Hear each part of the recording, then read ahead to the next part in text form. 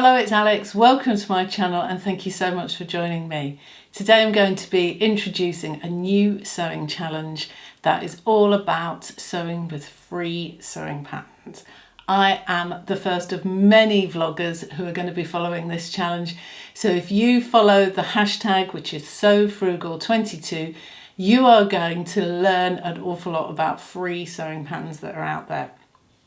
Last year it was called Sew Frugal Frocks and it's run by Sam, who is Frugalissima here on YouTube, and Ruanne, who is the Yorkshire Sew Girl.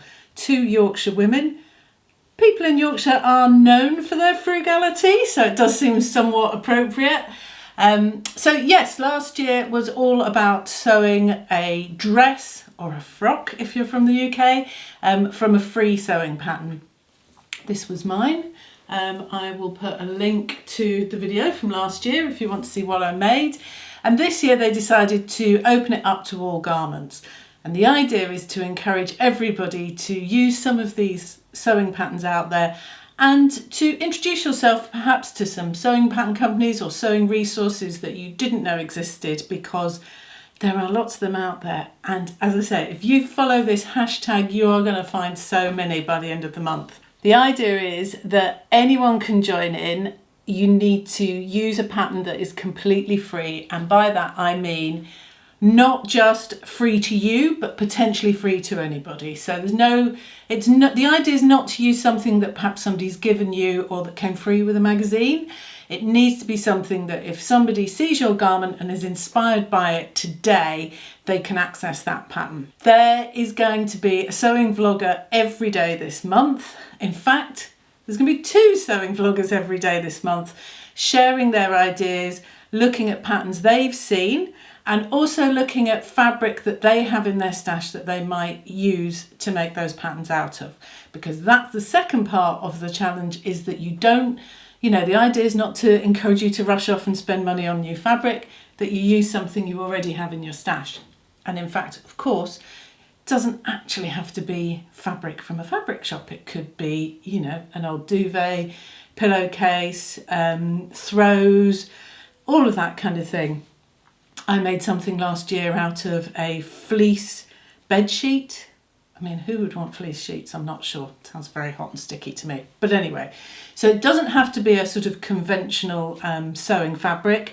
The idea is to be as frugal as possible. 31st of March is the reveal day, and then there are lots of prizes to be had. I will put links down below to Sam and Ruanne's channels here on YouTube. Now, I'm doing this video today, which is Saturday the 19th.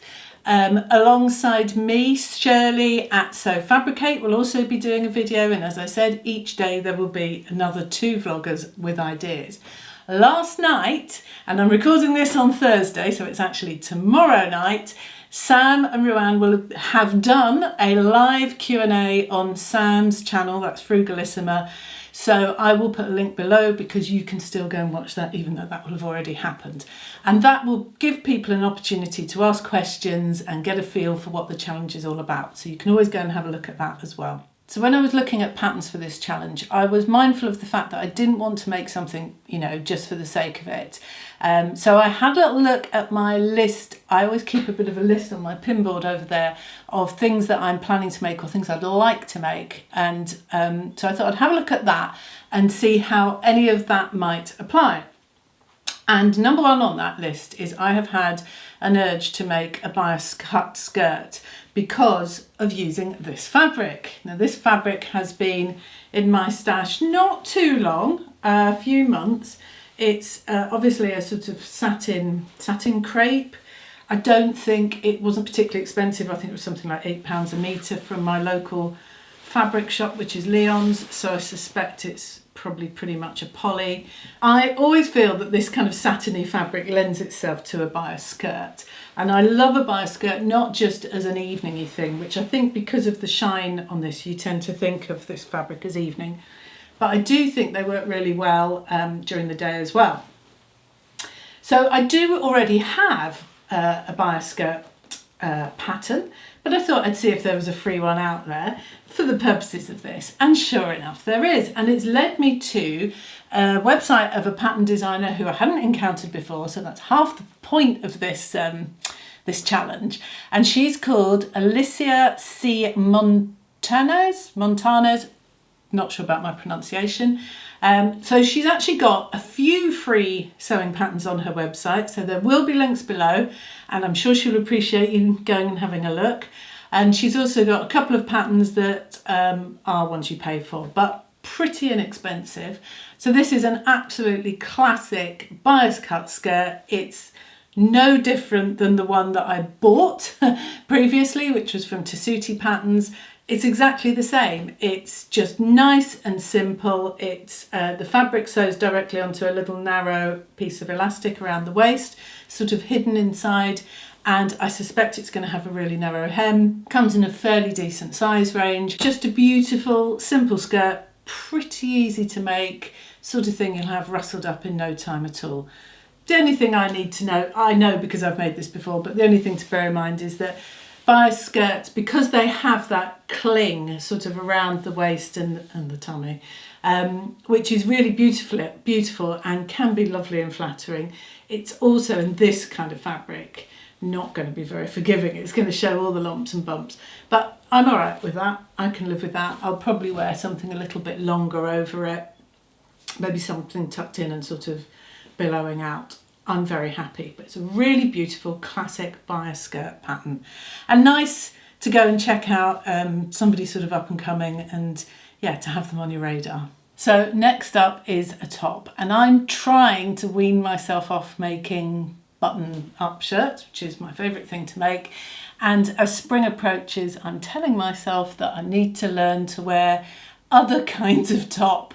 So I've been on the hunt for some really nice lightweight, possibly short sleeve patterns, and I found this one and it's an absolute beauty. I've been following the hashtag on Instagram for a little while. It's the Paddington top from Peppermint magazine. It's just so gorgeous. It's been designed by French Navy Patterns. She's got some really nice dresses on her website, so go and have a look at her. I will put links to all of this below. But Peppermint magazine offer the fabrics, oh no, they don't. They offer the patterns for free if you subscribe to their newsletter. They have in recent times asked that where people can, they might make a donation, but strictly speaking, the patterns are free. And this is, oh, it's so gorgeous. It really is lovely. So it has a round neck and raglan sleeves, nice puffy sleeves. I'm very partial to a puffy sleeve. It has a button through back, but don't be fooled. It says very clearly on there that when they were pattern testing it, all the pattern testers could get it over their heads without making those real buttonholes. So you could just construct the top and then sew the buttons directly onto it. So you'd still get the really nice effect without the hassle of the dreaded buttonholes that we all hate. But it's an absolute beauty. I have seen versions made up in really fine, delicate sort of translucent fabrics, linen, really beautiful ones. Or alternatively, you could make it up in a sort of edgier fabric because it's got that kind of pretty feminine puffy sleeve, button up back, which kind of has a nice contrast to it. I think it's going to be one of those, you make one, you'll make millions of them. So fabric wise, I've got two options in my stash. This is a viscose fabric that I bought, my little label here is telling me I've got 2.5 meters of it. I bought it from Lulu Designs quite a few years ago now, and it's got little rust coloured elephants on it. I've got its sort of sister fabric which had palm trees, and I made a shirt out of it. So I know it washes really well and it's a really lovely fabric. It's probably coming out more white and it's actually more of a cream. And I've also had this in my stash for quite a while. Now, I did a thing a little while ago, was it something like 5 questions in one take? And I said in that video that I had at one point applied to be on the Great British Sewing Bee, and the day, there's a number of sort of stages you have to go through in order to get onto it. And one of those stages involved being, I don't want to say too much because we're not supposed to say, but anyway, one of those stages involved being in London, in Chelsea. And I popped into the branch of John Lewis in Sloane Square, as you do, because they have a small fabric section, and this fabric was there at half price. Coca fabric's normally quite expensive, and I bought it. So it sort of feels like a bit of a memento of that day. Having said that, I think I had just turned 50, or it was around my 50th birthday, so that's nearly 4 years ago. So it needs using. And I think that top in a double gauze, really nice light floaty fabric, probably more for summer than spring, would look fabulous. Oh, the other thing I thought of fabric wise, in fact with any of these patterns, and this really is frugal, is trying to do a bit of kind of almost patchwork really, and using more than one fabric. I've recently made tops, and if you want to find out what those tops are going to be and you subscribe, I'll be showing them fairly soon. But I've recently made tops in both these fabrics. This is a very floral cotton, and this one is a similarly sort of 1970s floral, the only difference being that it's viscose. And I've got a fair bit, but sort of not a lot, of both of them left. You know, I've got about that much of both fabrics left. And it occurred to me that really, because they've got sort of a print that's, you know, similar size, and they're not massively, the backgrounds are different colours, but the actual flowers are fairly similar, that I could in fact make one garment out of both fabrics. So that's another thing that you could do. I mean, certainly with something like that raglan top. And you can even do a thing where you have the sleeves a different colour and the two sides of the back different fabrics. Yeah, lots to do there for using up all those sort of, you know, there's only so many cami tops that you can make, aren't there? And then I wanted to look at dresses as well. I've got a wedding in Portugal coming up in the summer, so I'm starting to think about things that I might like to make for that, because we'll probably turn it into a bit of a holiday, so, you know, just general summer dresses. And I spotted this one. It's the Val dress on the fabricstore.com. Fabricstore.com is the same place that I found the pattern for this dress that I'm wearing now last year. And they obviously are a fabric store. They seem to specialise in what look like really beautiful quality linen fabrics. They're not based in the UK, but go and have a look at their free patterns, because massive, massive choice over there. And quite complex patterns. Sometimes the free ones tend to be quite simple, but not on this website.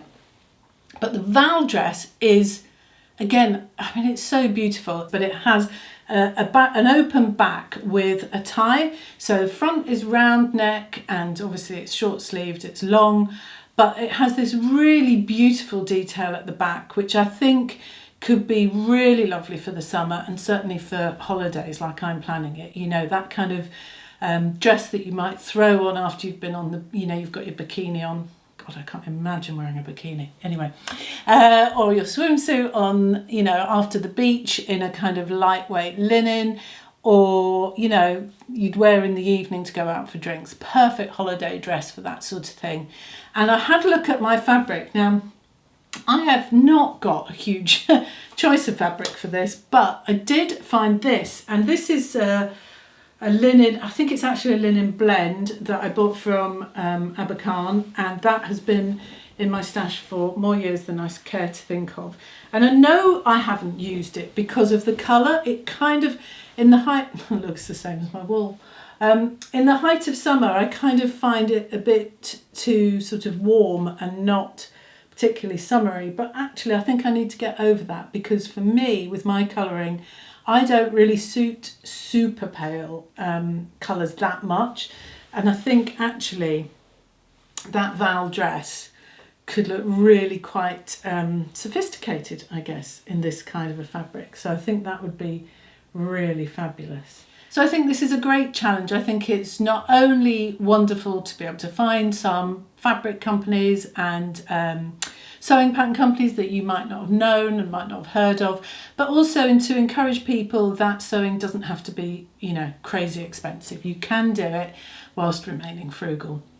If you're going to take part, don't forget there are some prizes up for grabs. You do need to use the hashtag SewFrugal22 over on Instagram, and also use that here on YouTube if you'd like to, keep up with what's going on. Tomorrow's vloggers are Sharon the Sews and Marie Made This, so keep your eyes peeled for them. And I will be back very soon. Please hit that subscribe button if you haven't done already. I would really appreciate that. I have got quite a lot to show you really, so I better not leave it too long. Okay, bye bye.